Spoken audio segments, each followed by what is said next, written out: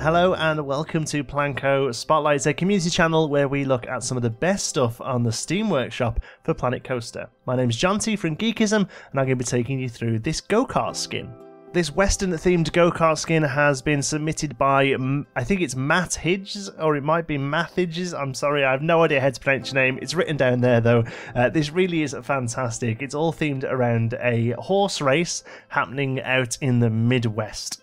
Matt says with his submission that somewhere far away is a village where an important horse race is held. Every village in the neighbourhood grabs their best horse to fight.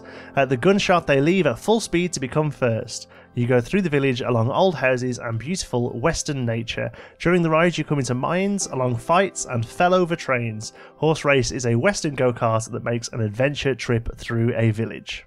We start over here at the entrance. I really love the font here. It's quite simply done with art shapes, but it's got a real sort of playful character about it. It reminds me a lot of the Dudley Do-Right log flume at Universal. It's got that sort of playfulness, and it really sits well with the Western pieces. All of the Western stuff in the game is it was quite realistic. It's all a little bit over the top, and I think that they've really embraced that with this build here. A nice entrance building as we come in. People are deciding whether or not to ride it. That's my own fault for not doing the paths very well, but here we go. All the insides are decorated as well. This first building is relatively plain, but it's all neat at least. You know, the wooden pieces have been taken into account. We come here to some really nice custom lamp posts. I think that looks really great. Nice use of the pieces there. In general, they've used the Western stuff really nicely, and a few other pieces as well.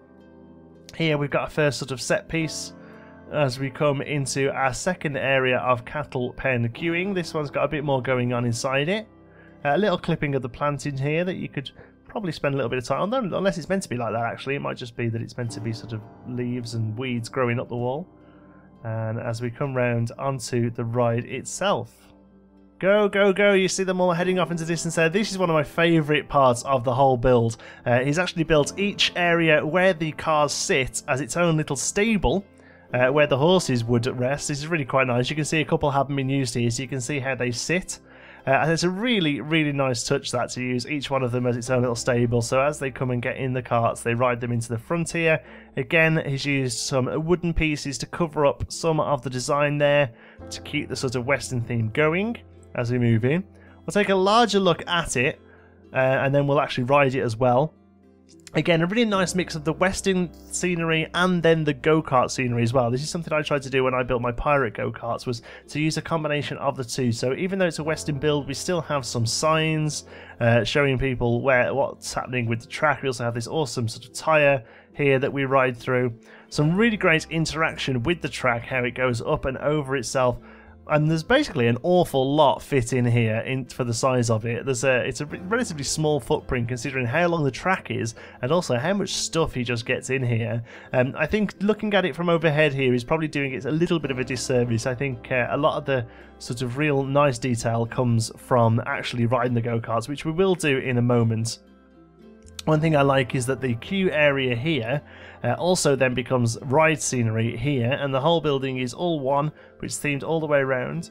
That's probably my issue there, where the ground comes through a little bit. But then as we move up, we've got some really lovely buildings that we come past. Again, another one of my favourite bits here is he's used the in-game chicane pieces here and covered them using rocks and cacti and other plants and things like that to give it a real nice Western scene theme. I think that looks fantastic. That's a really nice, clever use of scenery. I wouldn't have thought of that.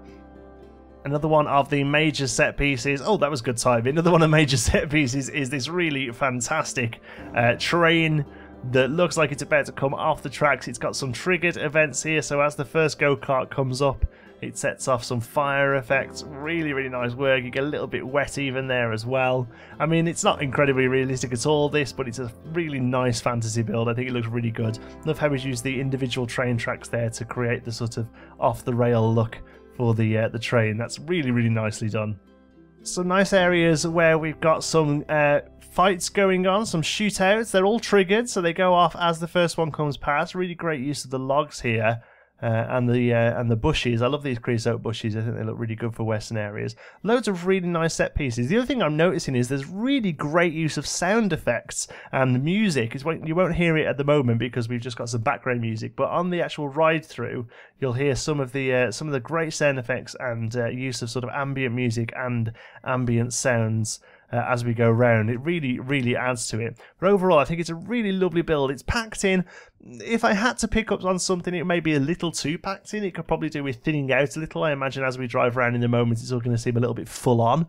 But we'll give it a go now. I'm not actually going to ride it, as in try and steer, because it's like trying to ride a three-legged dog. So instead, we'll just jump in the ride camera, and hopefully the guy that we choose, or the girl that we choose, doesn't ride terribly. Okay, lovely smoke screen there, and we're off. So I am going to chat through this if anything jumps out at me, but hopefully you'll hear all that great music and sound effects. Really nice interaction there with the track itself, coming back on itself, coming under itself. We've got some explosions. There you go, there's the train kicking off there. Some nice little bumps and humps. And then, oh, lovely cave bit. Missed that first time round. That's really nice. And we come through another little sort of pre-built chicane itself. Come round. Great music as we go into the final stretch. There's a bandit camp there. Oh no, somebody's overtook us. Oh yeah, you might wave. We'll get you, don't worry. And then we come into the final straight. Some nice use of the archways and the rope pieces there as well. And there we go.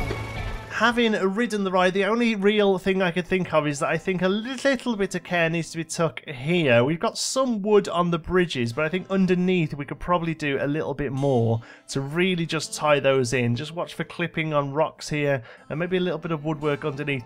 The rest of it is so well themed and so well thought out that it seems a shame that little things like that just very slightly let it down. But I'm really just being sort of critical because I feel like I should point something out here. Overall, I think this is a really great fantasy build. If you've got a really highly themed park and you're looking at dropping in a go-kart, I think this would work perfectly. It's really nice.